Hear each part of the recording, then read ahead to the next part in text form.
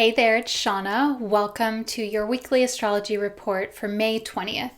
So the theme this week is clear perspectives. I'm excited to share the astrology of this week with you in a slightly different format. I hope you enjoy it.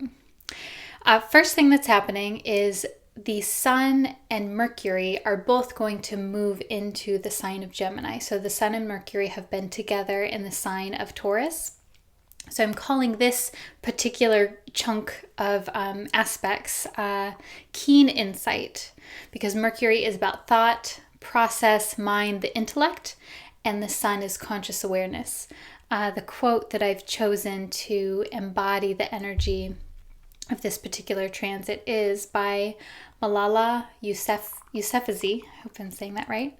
She says, "I raise up my voice not so I can shout, but so those without a voice can be heard. We cannot succeed when half of us are held back." And so I love this because this statement from her is particularly about speaking up. And so the other part of this is that the Sun and Mercury will conjunct. They will come together at exactly the same place in the zodiac at 0 degrees of Gemini. And so this is all happening, the change from Taurus to Gemini and the conjunction at 0 degrees of Gemini on Tuesday this week. And so this is extra impactful because Gemini is ruled by the planet Mercury. So there's a lot here around intellect and words and speaking and sharing ideas. So it could be literally sharing ideas. It could also just be having a certain keen intellect. When the Sun and Mercury come together at the same point in the zodiac, also it's a very auspicious time in particular. So maybe I'll make a different video about that, not at this moment, but it's also a very auspicious time. So Tuesday is a great time to really hone in on anything around intellect, words, thought process. The second thing that's happening is Mars will sextile Uranus. And this I'm calling a call to action. Mars is about action. It's our physical vitality. And then Uranus is about changing systems.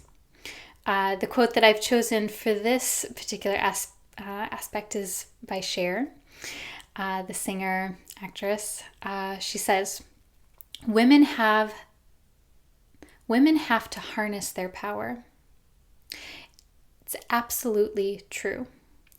It's just learning not to take the first no. And if you can't go straight ahead, you go around the corner. And so this is happening, it's exact on Wednesday. It's with Mars being in the sign of Cancer and then Uranus in the sign of Taurus. They're creating this sextile aspect, which is about opportunity.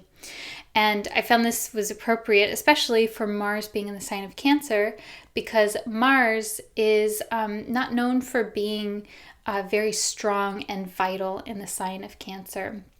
Mars is in its fall in the sign of Cancer, and that simply means that it requires more effort to do the Mars things like initiation, standing up for yourself, having physical vitality. And so I thought this was very appropriate that if you can't go straight ahead, which is a very Mars thing, go around the corner, go sort of in a more passive or sidestepping kind of way, which is very Cancerian.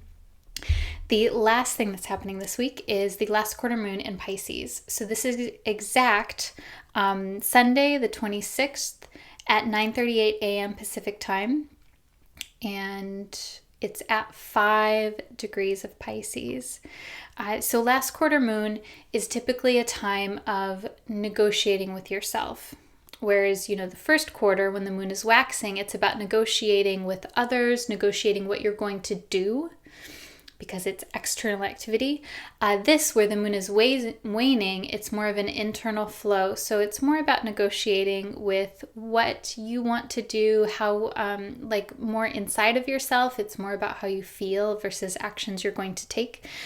This is about shifting perspective. The quote is by Ella Fitzgerald, and she says, "Just don't give up trying to do what you really want to do. Where there is love and inspiration, I don't think you can go wrong." And I love this for the last quarter moon in Pisces, because Pisces is all about inspiration. And this last quarter point in the lunar cycle, it is about making peace with things. And it's about, like, you know, where do you want to surrender? Especially because it's Pisces. Pisces is about surrender. But then where do you want to recommit yourself, and how? And, you know, that's going to look different depending on what's happening in your life and your temperament and all of those things. But the last quarter is this time of renegotiation and I think sometimes surrendering, but then sometimes not letting go of what it is that's important to you as well. So I have 3 tips for you. Tip number 1 is to ask lots of questions, because Gemini, Mercury, and the Sun, it benefits you to seek out information this week. So ask lots of questions. Also, tip number 2, write things down. And I'm saying this because Mercury is about the hands and the arms and the process of not just speech, but also writing. And because it's about the symbolic language. It's about not just the intellect, but this process of decoding things. And so whatever that looks like for you, if you have ideas, if you have a message that you want to get out, writing things down specifically more than any other form, I think this week is going to be really helpful for you. Tip number 3 is to be open to different perspectives. And so I'm saying this because all of the different transits, really, the Mercury, Sun in Gemini, Mars sextile Uranus, that does, it benefits you being open when Uranus is in aspect to an inner planet. Also, the last quarter moon in Pisces is about being open. Pisces is about being open to a different awareness, a different type of consciousness about something. So you benefit this week greatly from being open to different perspectives. All right, so I'm going to pull a card for you. And so if there is a particular situation or conundrum that you want to hold in your awareness, you can do that now. Or this can simply be a theme and recommendation for the week for you.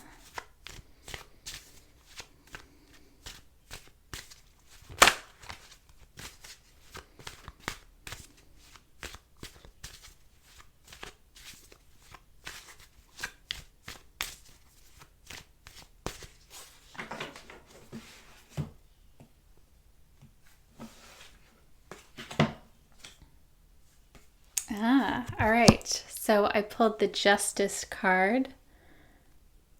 There we go. You can see that.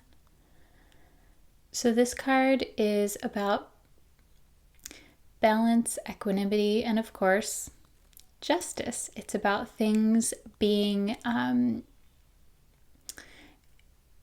fair and right, and it's also about law, and then also just like general fix my light there, doing the right thing, whatever that means for you. And this also it can mean a few different things.